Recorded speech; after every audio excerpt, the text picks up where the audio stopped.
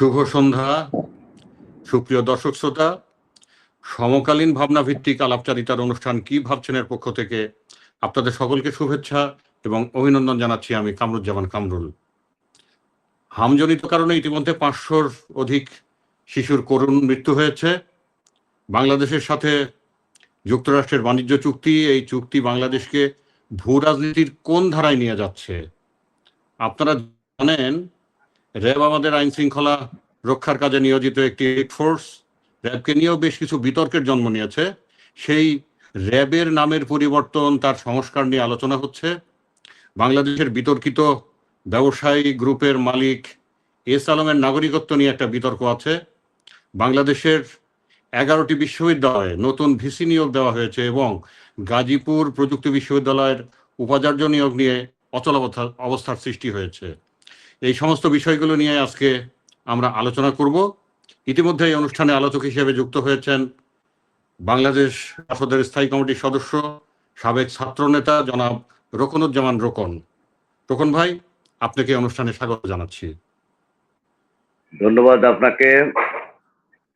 ঈদুল আজহার প্রাককালে আপনি সহ সবাইকে পবিত্র ঈদের শুভেচ্ছা জানাচ্ছি এবং সবাইকে আসসালামু আলাইকুম জানাচ্ছি। জি রোকন ভাই, আমরা আলোচনাটা শুরু করতে চাই। আপনাকে প্রথমে একটা প্রশ্ন করব আমি। সেটা হলো যে আপনি তো দীর্ঘদিন ধরে সমাজ বদলের রাজনীতির সঙ্গে জড়িত আছেন, আন্দোলন করছেন, সংগ্রাম করছেন। 90 দশকে স্বৈরাচার বিরোধী আন্দোলনের অগ্রভাগে ছিলেন। সমাজ বদল এবং দেশে গণতন্ত্র প্রতিষ্ঠার সাফল্য কতটুকু হলো? ছোট করে জানতে চাই, সমাজ বদলের সংগ্রামে আগামী প্রজন্মকে নিয়ে কি কোনো স্বপ্ন দেখছেন? ধন্যবাদ আপনাকে। আমি খুব পিছনের দিকে ফিরে যেতে চাই না। আমি শুধু বলবো, স্বৈরাচার বিরোধী গণতান্ত্রিক সংগ্রামের সফল বিজয়ের পর 1991 সালে গণতন্ত্রের নবযাত্রা বাংলাদেশে শুরু হয়েছিল। কিন্তু আমাদের দেশের রাজনীতিবিদদের ভুলের কারণে বাংলাদেশের গণতন্ত্র বারবার হোঁচট খাচ্ছে। এর মূল কারণ আমি মনে করি, যারা যখন ক্ষমতায় যায় তাদের ক্ষমতার অপব্যবহার, অপশাসন, দুর্নীতি, স্বজনপ্রীতি, লুটপাট, গণতন্ত্রহীনতার প্র্যাকটিস, বিরোধী রাজনৈতিক দলের, বিশেষ করে প্রধান বিরোধী দলগুলোর উপরে নির্যাতন, নিপীড়ন করার মধ্য দিয়ে তারা ভয় পায় ক্ষমতা ছাড়তে। তারা মনে করে ক্ষমতা ছাড়লে তাদের উপরও এই ধরনের স্টিম রোলার চলবে। এই কারণে একবার যারা ক্ষমতায় যায় তারা ক্ষমতা ছাড়তে চায় না। এই কারণে বাংলাদেশের গণতন্ত্র বারবার হোঁচট খাচ্ছে এবং গণতন্ত্রের সফলতা বলতে যা বোঝায়, এখন পর্যন্ত সেই সফলতা শূন্যের কোঠায় বলা যায়। আর আপনি সমাজ বদলের স্বপ্নের কথা বলছেন। স্বপ্ন ছাড়া তো মানুষ বাঁচতে পারে না। আগে সমাজ বদলের স্বপ্ন বলতে বোঝায় তো সমাজতন্ত্র, কিন্তু এখন আমি মনে করি এখন ভিন্ন আঙ্গিকে সেটার বাস্তবায়ন করা দরকার। এবং প্রচলিত অর্থের সমাজতন্ত্র বলতে যা বোঝায়, আজকের বাস্তবতায় সেটা করা সম্ভব নয়।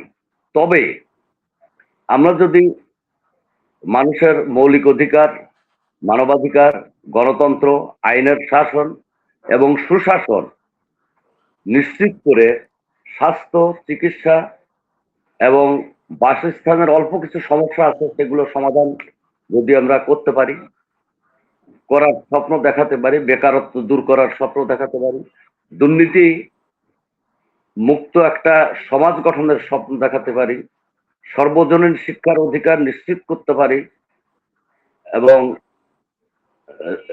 এবং সর্বজনীন শিক্ষা সহ যেগুলো বললাম এগুলো নিশ্চিত করে আমরা একটা কল্যাণমুখী রাষ্ট্রের স্বপ্ন যদি তরুণ যুব সমাজকে দেখাতে পারি এবং আমাদের কর্মকাণ্ডের মধ্য দিয়ে সেই স্বপ্ন বাস্তবায়নের যদি আমরা আমাদেরকে এই স্বপ্ন বাস্তবায়নের ক্ষেত্রে আমাদেরকে যদি তারা মনে করে যে না এরা এর মধ্যে দিয়ে এই স্বপ্নগুলো বাস্তবায়ন করবে, তাহলে তরুণ যুব সমাজকে আকৃষ্ট করা সম্ভব এবং আমার ধারণা যে আমাদের পতাকা তলে তারা সমবেত হবে, এটা আমার বিশ্বাস। জি রোকন ভাই, আপনি স্বপ্ন দেখেন, আপনার স্বপ্ন পরবর্তী প্রজন্মের ভিতরে সঞ্চারিত হোক। সমাজ বদলের রাজনীতি, প্রগতিশীল আন্দোলন, সংগ্রাম, লড়াই, সাধারণ মানুষের মুক্তির লক্ষ্যে যে লড়াই, সেই লড়াইটা অব্যাহত থাকুক। আপনি যে স্বপ্ন দেখছেন এই স্বপ্নকে আমরা সাধুবাদ জানাই। তো রোকন ভাই, আমরা একটু একবারে সাম্প্রতিককালে আসি। যে সাম্প্রতিককালে খুব একটা ভয়াবহ এবং খুব মানে করুণ একটা অবস্থা দেখা দিয়েছে যে বাংলাদেশে হামজনিত কারণে আপনার ইতিমধ্যে কিন্তু প্রায় 500 শিশুর মৃত্যু হয়েছে। এটা খুব করুণ ব্যাপার, একটা খুবই দুঃখজনক ব্যাপার একটা, যে শিশুরা মারা যাচ্ছে এবং শিশুরা মারা যাচ্ছে টিকার গাফিলতির জন্য, যে ঠিকমতো শিশুদের বাচ্চাদের টিকাটা দেওয়া হয় নাই। তো টিকা দেওয়ার ক্ষেত্রে বাংলাদেশ তো পৃথিবীর ভেতরে একটা মানে উদাহরণ সৃষ্টিকারী দেশ যে শিশুদের টিকার ব্যাপারে। তো এই যে টিকা দেওয়ার যে ঘাটতিটা, টিকা দেওয়ার যে গাফিলতিটা, এটা কেন? এটা কাদের কাদের গাফিলতির কারণে আজকে এই অবস্থা হলো আমাদের শিশুদের? ধন্যবাদ কামরুল ভাই। আমি প্রথমে গভীর শোক প্রকাশ করছি। আমাদের ইতিমধ্যেই আপনি যেটা বলেছেন 500-500-র বেশি শিশু, 500-র বেশি ফুলের মতো শিশু আমাদের কাছ থেকে হারিয়ে গেছে। তাদের পরিবারের প্রতি সমবেদনা জানাচ্ছি। আর শিশুদের তো কোনো পাপ নাই, তারা নিঃসন্দেহে আমাদের ধর্মীয় বিধান অনুসারে তারা বেহেশত যাবে, কিন্তু তাদের পরিবারের জন্য যে শোকাবহ অবস্থা রেখে গেল এই ফুলের মতো শিশুগুলো, এই জন্য তাদের পরিবারের প্রতি গভীর সমবেদনা জানাই। কিন্তু শুধু সমবেদনা জানালেই হবে না, যারা এই ফুলের মতো শিশুদের জীবন নাশের জন্য দায়ী, বিশেষ করে পত্র পত্রিকা এবং বিভিন্ন মিডিয়ার মাধ্যমে যেটা জানতে পারলাম, এর আগে আমাদের অন্তর্বর্তীকালীন সরকার ছিল ডক্টর মোহাম্মদ ইউনূসের নেতৃত্বে। সেই সরকার টিকা আমদানির কোনো ব্যবস্থা করে নাই, টিকা দেওয়ার কোনো ব্যবস্থা করে নাই। আমি খুব রূঢ়ভাবেই বলবো, ডক্টর ইউনূস এবং তার স্বাস্থ্যমন্ত্রী এ দায় এড়াতে পারে না। একটি নিরপেক্ষ তদন্ত কমিটি করে তাদেরকে বিচারের আওতায় আনা উচিত, এটা আমি দৃঢ়ভাবে বিশ্বাস করি। কিন্তু বাংলাদেশের সমস্যা হচ্ছে এই যুদ্ধর পরে, ৭১-এর মহান মুক্তিযুদ্ধের পরে আমরা শুনতাম যে চিকুন আলীদের ফাঁসি হয়, বড় বড় মোটা আলীদের ফাঁসি হয় না। কিন্তু এবারও তাই হবে। ডক্টর ইউনূসের কিছু হবে না, ওনার স্বাস্থ্যমন্ত্রীরও কিছু হবে না, আমরা জানি। তারপরেও আমরা দাবি করতে চাই, দাবি করি এই শিশু হত্যার জন্য আমরা বলবো যে এই শিশুদেরকে হত্যাই করা হয়েছে ইনভান্সে। তাদের ভুলের কারণে, তাদের ব্যর্থতার কারণে আমাদের ফুলের মতো শিশুরা আমাদের পরিবার থেকে হারিয়ে গেছে। এর দায়ভার ডক্টর ইউনূস এবং তার স্বাস্থ্যমন্ত্রীকে নিতে হবে এবং একটা নিরপেক্ষ তদন্ত কমিটি গঠনের মধ্য দিয়ে তাদেরকে বিচারের আওতায় আনার আবারও আমি দাবি জানাচ্ছি। ধন্যবাদ আপনাকে। জি রোকন ভাই, এই বিষয়ে একটু বলি। সেটা হলো যে আপনি বলছেন যে এই টিকা আমদানির ক্ষেত্রে যে গাফিলতি, এটার জন্য তদন্ত কমিটি করতে হবে। ইউনিসেফ আপনার জাতিসংঘের একটি প্রতিষ্ঠান এবং বাংলাদেশ সরকার ইউনিসেফের কাছ থেকেই টিকাটা সংগ্রহ করতো, টিকাটা কিনতো। সেই ইউনিসেফ পর্যন্ত বলছে যে ইন্টারিম গভর্নমেন্টকে তারা বারবার সতর্ক করেছিল যে টিকা শেষ হয়ে যাচ্ছে এবং টিকা শেষ হলে এই ধরনের হামের প্রাদুর্ভাব ঘটতে পারে, আউটব্রেক হতে পারে। তো সেই ইউনিসেফও কিন্তু এখন ইন্টারিম গভর্নমেন্টের এই টিকা না কেনার ব্যাপারে তদন্ত চাচ্ছে। আপনিও চেয়েছেন তদন্ত। আপনি কি মনে করেন যে বর্তমান যে বিএনপি সরকার, এই সরকার এই তদন্তটা করবে এবং এই দলিতের বিরুদ্ধে যথাযথ ব্যবস্থা নেবে? আপনি কি মনে করেন কিনা? আমি তো আগেই বলেছি যে সিকুন আলীদের ফাঁসি হয়, বড় বড় মোটা মোটা রাজাকারদের কিছুই হয় নাই, মোটা রাজাকারদের কিছুই হয় নাই। তো এবারও তাই হবে, আমি এটা বিশ্বাস করি না যে ডক্টর ইউনূস এবং তার স্বাস্থ্যমন্ত্রীর বিরুদ্ধে বর্তমান সরকার কোনো কঠোর ব্যবস্থা নিতে পারবে, এই বিশ্বাস আমার নাই। আচ্ছা, অর্থাৎ আপনি তারপরেও হতাশা প্রকাশ করছেন। আপনি হতাশা প্রকাশ করছেন, কিন্তু আমি সেক্ষেত্রে আমি হতাশ। বলবো যে আপনি আপনি আপনার দল এবং আপনাদের যে বাংলাদেশ জোট, তারা তো এই শিশু হত্যার ব্যাপারে, আপনার শিশু মৃত্যুর ব্যাপারে রাস্তায় আছেন, আন্দোলন করছেন, সংগ্রাম করছেন। তো একদিকে সংগ্রাম করছেন আর একদিকে হতাশা প্রকাশ করছেন কেন? হতাশা প্রকাশ করছি না, আমি বাস্তবতার নিরিখে কথাগুলো বলছি। অতীতে যেভাবে মানে আহ, বিভিন্ন সরকার, বিভিন্ন লুটপাটের বিভিন্ন সরকার যারা যারা যখন ক্ষমতায় এসেছে, তারা কিন্তু কম বেশি দুর্নীতি সবাই করেছে, কিন্তু পরবর্তীতে আমরা দেখেছি রাজনৈতিক দর কষাকষির কারণে সেই দুর্নীতির মামলাগুলো কিন্তু আলোর মুখ দেখেনি এবং বিচার আচার তেমন কিছুই হয় নাই।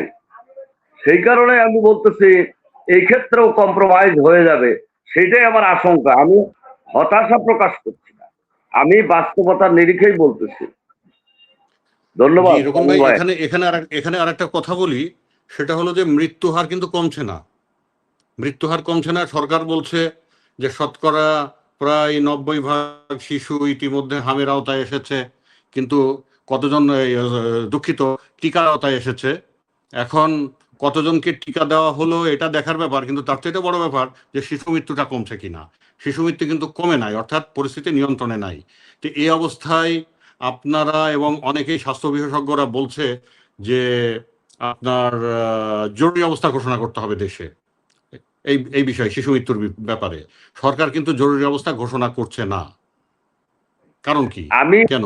আহ, মনে করি না এটা স্বাস্থ্য মন্ত্রণালয় এবং সরকারকে, আহ, স্বাস্থ্য মন্ত্রণালয় এবং সরকার যদি সমন্বিত ভাবে আহ, মানে এই শিশুদেরকে বাঁচানোর ক্ষেত্রে ভূমিকা রাখে এবং তাদেরকে নিবিড় পরিচর্যার মধ্য দিয়ে বিভিন্ন জায়গায় স্পেশালাইজ ওই হাসপাতালগুলোতেই ব্যবস্থা আছে, ওই হাসপাতালগুলোতেই আলাদাভাবে তাদেরকে রেখে যদি ঠিকমতো চিকিৎসা দেয় এবং সেবা যত্ন করে, তাহলে এই পরিস্থিতির মোকাবেলা করা সম্ভব। এখানে জরুরি অবস্থা ঘোষণা করে কোনো লাভ হবে না। কারণ যদি কোনো আমাদের স্বাস্থ্যের সাথে যারা জড়িত, ডাক্তার, নার্স, অ্যাটেন্ডেন্ট যারা থাকে, ব্রাদার, তারা যদি ঠিকমতো দায়িত্ব না পালন করে, তো জরুরি অবস্থা ঘোষণা করে কি হবে? জি, রকম যেমন ভাই, আপনার বক্তব্যটা পরিষ্কার। আমরা আমরা আমরা আমরা একটু ভিন্ন প্রসঙ্গে যাই। সেটা হলো যে বলেন। র্যাব হলো বাংলাদেশের একটা এলিট ফোর্স। আইন শৃঙ্খলা রক্ষার ক্ষেত্রে তারা বিভিন্ন সময় বিভিন্ন ভূমিকা রাখছে। তো এই আইন শৃঙ্খলা পরিস্থিতি নিয়ন্ত্রণ করতে গিয়ে অন্যান্য বাহিনীর মতো র্যাবেরও কিছু সুনাম আছে, কিছু দুর্নামও আছে। তো সাম্প্রতিক সময়ে যে র্যাবের নাম পরিবর্তন, র্যাবের সংস্কার, এই ধরনের বিভিন্ন বিষয় নিয়ে আলাপ আলোচনা হচ্ছে। তো এই ব্যাপারে আপনি যদি কিছু বলতেন। এ ব্যাপারে আমার বক্তব্য হচ্ছে যে কোনো সভ্য দেশে, মানে কোনো সভ্য দেশে, কোনো গণতান্ত্রিক দেশে ক্রসফায়ার, গুম, এটা চলতে পারে না। আমরা জানি যে একমাত্র সৃষ্টিকর্তার ক্ষমতা হচ্ছে অসীম। কারণ মানুষ, র্যাব সহ পুলিশ বাহিনীকে যদি আপনি হত্যার লাইসেন্স দেন, মানুষ হত্যার লাইসেন্স দেন, তাহলে তো এটা আহ, হলো না।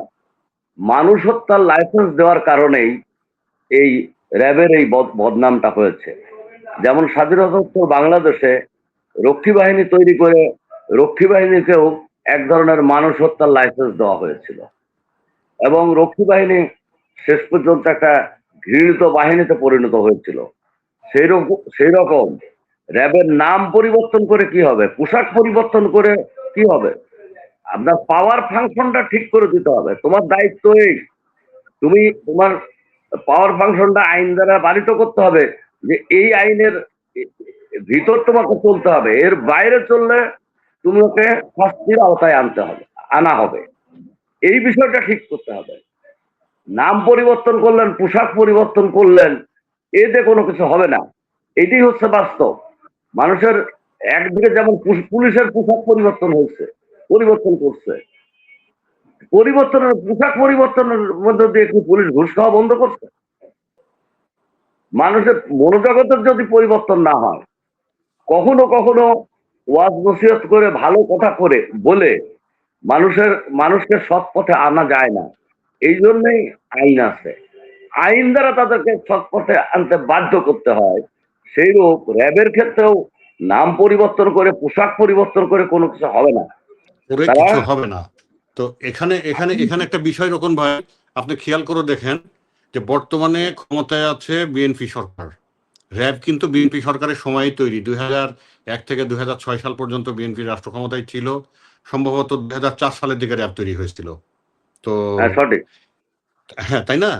তো সঠিক র্যাব কিন্তু শুরুর থেকেই র্যাবের কিন্তু সুনামের পাশাপাশি ওই দুর্নামটা কিন্তু থেকে গেছে, যে তারা এনকাউন্টার করছে, তারপরে তারা আপনার অপরাধীদের বিনা বিচারে হত্যা করছে, এক্সট্রা জুডিশিয়াল কিলিংটা করছে। তারপরে দীর্ঘ সময় গেছে, অনেক বছর পরে আবার বিএনপি ক্ষমতায় এসছে। তো এমন কি ঘটলো যে বিএনপি র্যাব তৈরি করলো সেই বিএনপি এখন র্যাবের বিরুদ্ধে ব্যবস্থা নিতে যাচ্ছে, সংস্কারের কথা বলছে? তাহলে কি এটা আমরা বলতে পারি যে বিএনপি যখন র্যাবটা তৈরি করেছিল তৈরিতেই ত্রুটি ছিল? নিশ্চয় র্যাব তৈরি ঠিক ছিল, একটা এলিট ফোর্স একটা দেশে থাকতেই পারে, এটা কোনো সমস্যা না। সমস্যা হচ্ছে তাদের পরিচালনার ক্ষেত্রে তাদের কি কি ক্ষমতা দেওয়া হলো, সেটা সমস্যা। পরিচালনার ক্ষেত্রে সমস্যা। মানুষ মারার লাইসেন্স প্রথম থেকেই দেওয়া হয়েছে, সেটা কন্ট্রোল করার দরকার ছিল। কিন্তু পরবর্তী সময়ে বিশেষ করে 2009 সালে আওয়ামী লীগ সরকার গঠন করার পরে র্যাবকে যাচ্ছেতাই ভাবে ব্যবহার করেছে, এবং এই কারণে যে আমাদের যে গুম কমিশন হয়েছিল অন্তর্বর্তীকালীন সরকারের আমলে, আপনি গুম কমিশনের যদি রিপোর্টটা দেখেন, তাদের ম্যাক্সিমাম গুমের দায় দায়িত্ব কিন্তু র্যাবের উপর বর্তিয়েছিল। অর্থাৎ আমি বলতে চাচ্ছি যে পরিচালনাটা হচ্ছে মেন ব্যাপার, আইনটা হচ্ছে মেন ব্যাপার, তার পাওয়ার ফাংশনটা হচ্ছে মেন ব্যাপার। হ্যাঁ, এখন বিএনপি 15 বছর সাফার করছে, এই কারণে র্যাব বিলুপ্ত করতে হবে, নাম পরিবর্তন করতে হবে, পোশাক পরিবর্তন করতে হবে, এটা আমি কোনো সমাধান বলে মনে করি না। জি, ধন্যবাদ। পরিষ্কার রোকন ভাই, এই বিষয়টা পরিষ্কার করতে পারছেন। আমরা একটু ভিন্ন প্রসঙ্গে যাই এবার। সেটা হলো যে বলেন। বাংলাদেশের সঙ্গে মার্কিন যুক্তরাষ্ট্রের যে বাণিজ্য চুক্তি হয়েছে, এটা ভীষণভাবে আলোচিত সমালোচিত একটা বিষয় বাংলাদেশে। এখানে এটার পক্ষে বলার লোক খুব কম আছে, বিরুদ্ধেই বলছে বেশিরভাগ। অর্থাৎ একটা জনমত ইতিমধ্যে তৈরি হয়েছে এই চুক্তিটা সম্পর্কে। তো আমার কথা হলো যে যুক্তরাষ্ট্রের সাথে এই বাণিজ্য চুক্তি বাংলাদেশকে ভূ রাজনৈতিক প্রেক্ষাপটে কোন ধারায় নিয়ে যাচ্ছে? বাংলাদেশ কোথায় যাচ্ছে এই চুক্তির ফলে? ধন্যবাদ কামরুল ভাই আপনাকে। এই চুক্তি যদি বলবৎ থাকে, বাংলাদেশ দিনের পর দিন একটি গরিব রাষ্ট্রে পরিণত হবে। গরিব রাষ্ট্রে পরিণত হওয়ার কারণে এখানে অস্থিরতা তৈরি হবে। এখানে গণতন্ত্র সামনের দিকে এগোতে পারবে না, সামাজিক অস্থিরতা এই দ্বন্দ্ব সংঘাত মিছিল মিটিং ইত্যাদি বাড়বে। যদি আমার অর্থনৈতিক অবস্থা ঠিক না থাকে এগুলো হয়। তবে এই কারণে আমি মনে করি অবিলম্বে সরকারকে, বর্তমান নির্বাচিত সরকারকে এই চুক্তি বাতিলের উদ্যোগ নিতে হবে। আর এই চুক্তির পিছনে আপনি যে প্রশ্নটা করেছেন, আপনি জানেন যে আমেরিকান গভর্নমেন্ট বার্মা অ্যাক্ট করেছে, অনেক আগেই করেছে। হুম, বার্মা বহু বছর যাবৎ সেখানে সামরিক শাসন চলছে।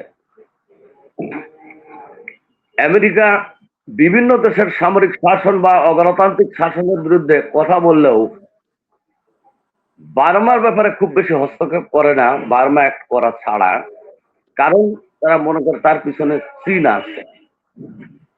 আমেরিকার যে প্ল্যান আমি মনে করি, এবং বিভিন্ন তথ্য সূত্রে যেটা জানা যায়, যে বার্মা অ্যাক্টের মধ্য দিয়ে আমেরিকা এখানে একটা করতে চায়, এবং সেই কারণে ইউনূস সরকারের আমলে মানবিক করিডোরের নামে বাংলাদেশ থেকে একটা করিডোর তারা চাচ্ছে। তারা, আপনি জানেন যে বাংলাদেশ, সরি, বার্মা বা মায়ানমার যাই বলেন, একটা বড় দেশ। সেখানে প্রচুর প্রাকৃতিক সম্পদ আছে, খনিজ সম্পদ আছে। এইটার প্রতি আমেরিকার নজর আছে। তারা এখানে, এবং এইটা লুণ্ঠন করার জন্য এখানে একটা আলাদা খ্রিস্টান রাষ্ট্র প্রতিষ্ঠার মধ্য দিয়ে তারা বার্মাতে ঢুকতে চায়, এবং ঢোকার ঢুকতে চাই। জি জি, রকম ভাই, এখানে আমি একটা কথা বলি আপনাকে। সেটা হলো যে পৃথিবীতে তো কোনো রাষ্ট্রই একা চলতে পারে না, কারো না কারোর সঙ্গে তাকে সম্পর্ক রেখেই চলতে হয়। সেটা বাণিজ্যিক সম্পর্ক, সাংস্কৃতিক সম্পর্ক, সামরিক সম্পর্ক রাখতেই হয়। এখন মার্কিন যুক্তরাষ্ট্র পৃথিবীর সবচেয়ে শক্তিশালী রাষ্ট্র, অর্থনীতিতে, সামরিক শক্তিতে।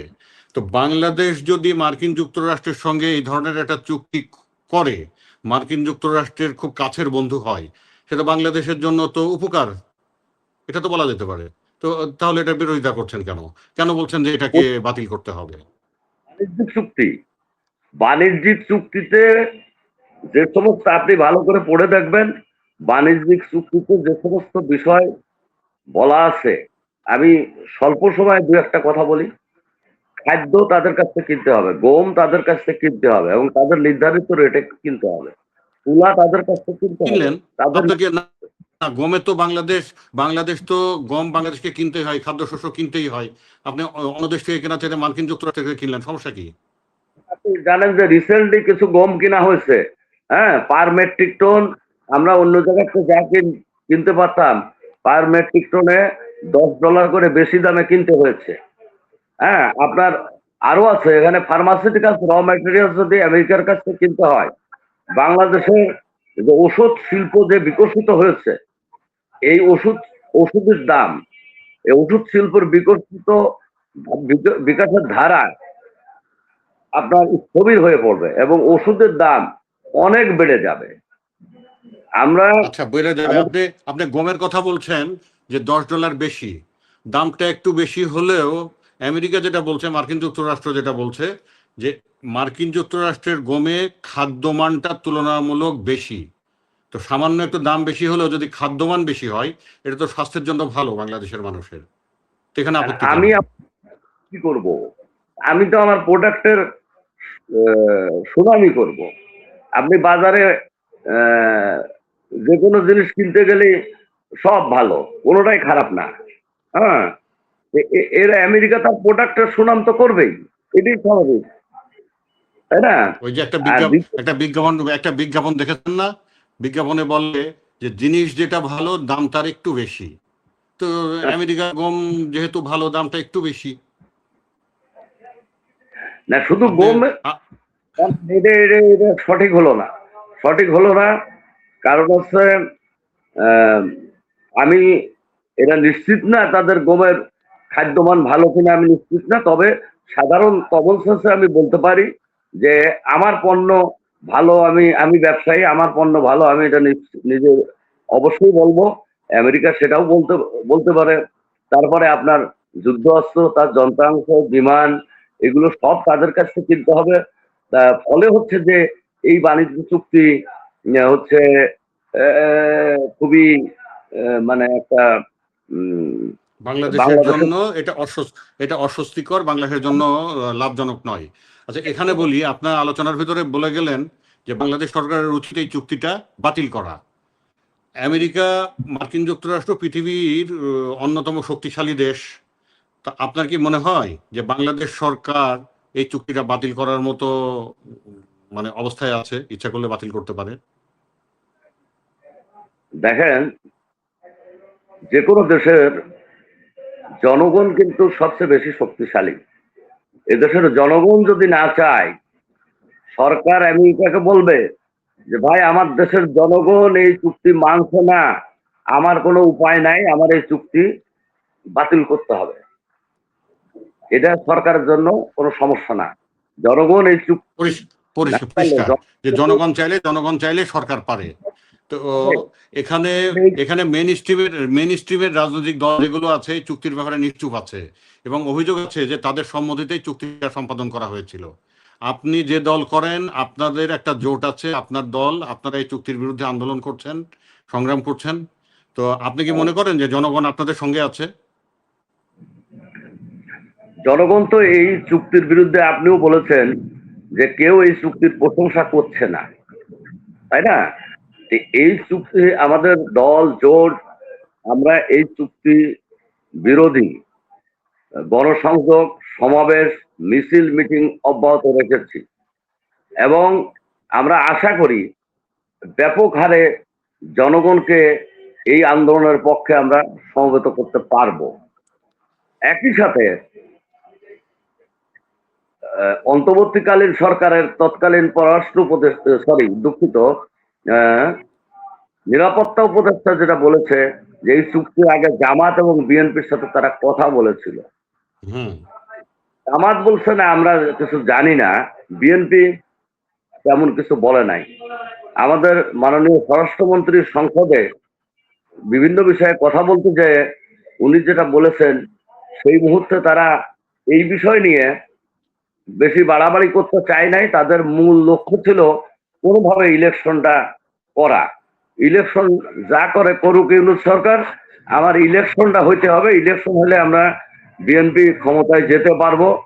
ফলে হচ্ছে যে ইলেকশনটা হওয়া দরকার, সেই কারণে তারা কিছু বলে নাই।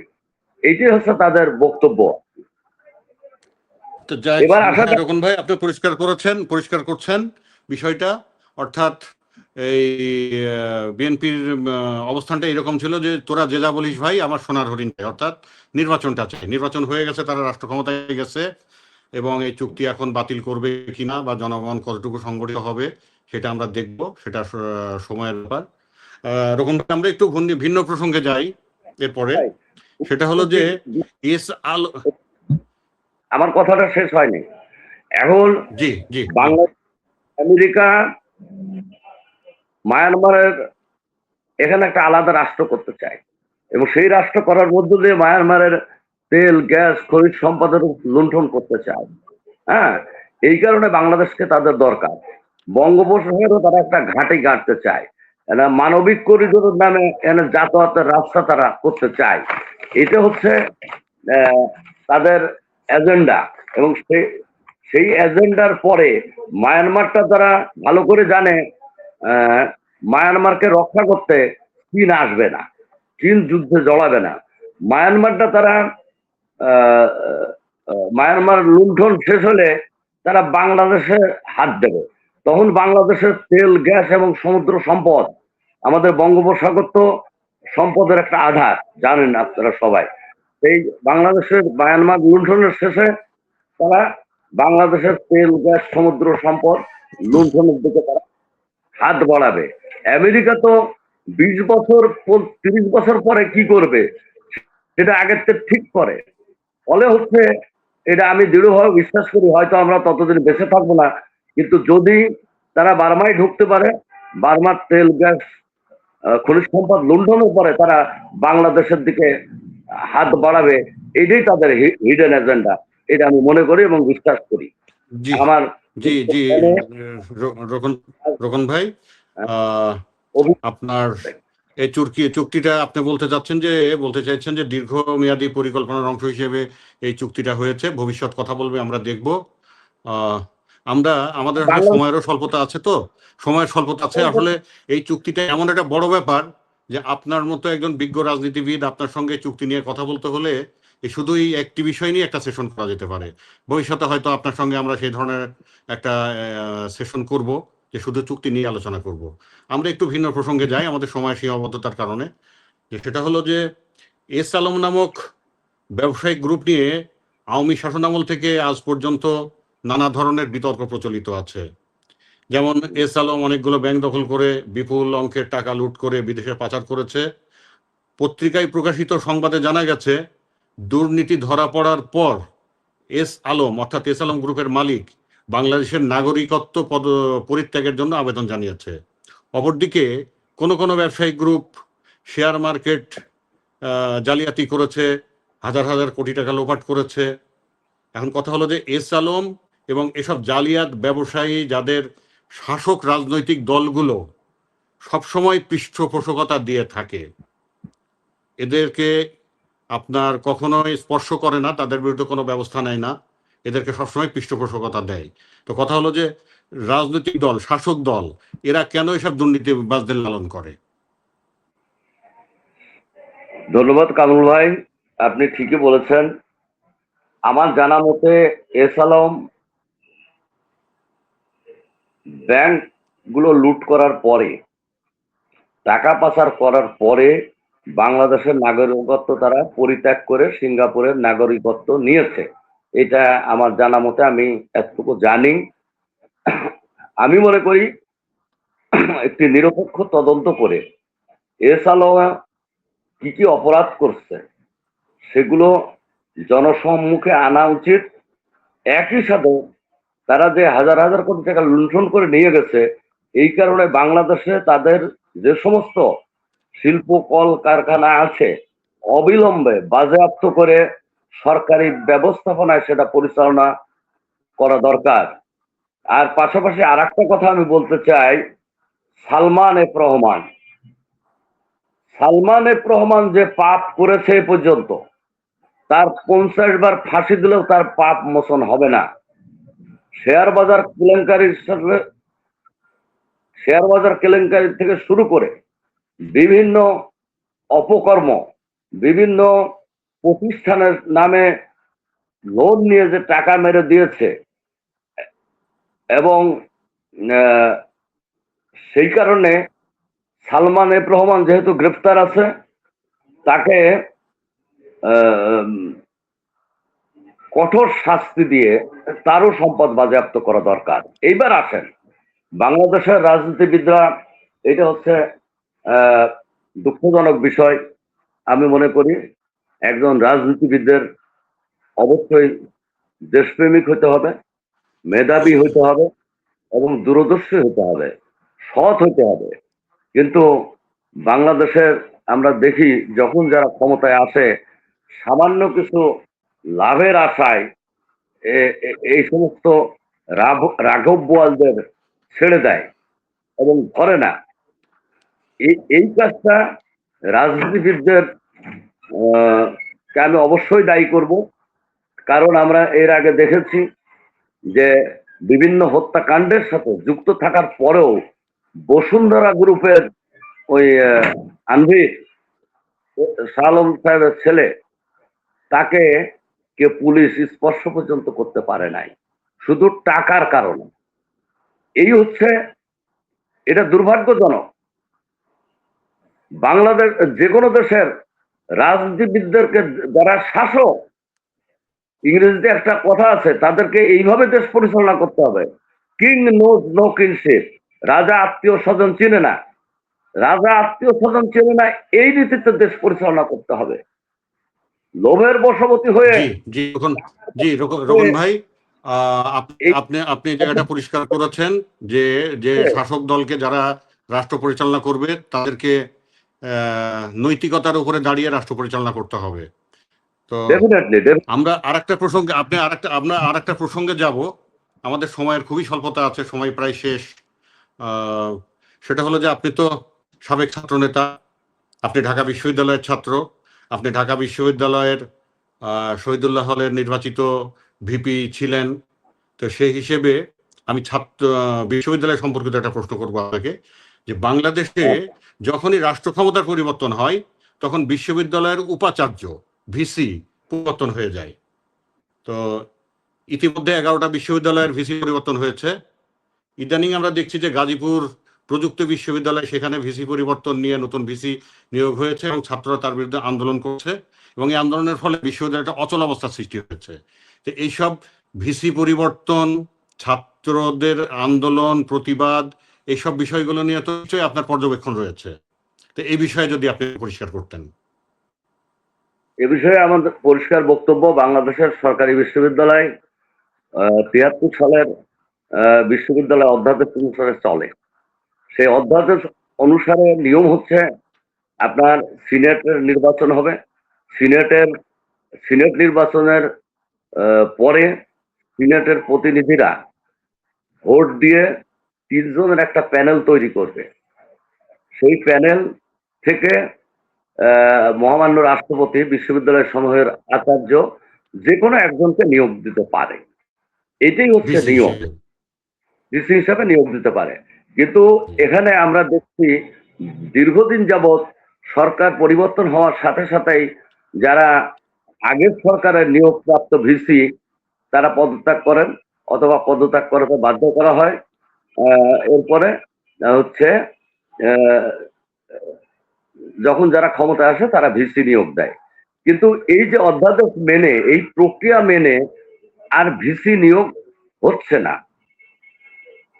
আমি এই নির্বাচিত সরকারের কাছে আহ্বান জানাবো যে হ্যাঁ, আপনারা 11টা বিশ্ববিদ্যালয়ে ভিসি নিয়োগ দিয়েছেন, অবিলম্বে সিনেট ইলেকশন দিয়ে সিনেটের মাধ্যমে প্যানেল তৈরি করে 73 অধ্যাদেশ মেনে সিনেটের মাধ্যমে ভিসি প্যানেল তৈরি করে আপনারা মহামান্য রাষ্ট্রপতির কাছে পাঠান, উনি ফাইনালি নিয়োগটা দেন এবং 73 অধ্যাদেশটা এটা বলবৎ থাক। অর্থাৎ 73-এর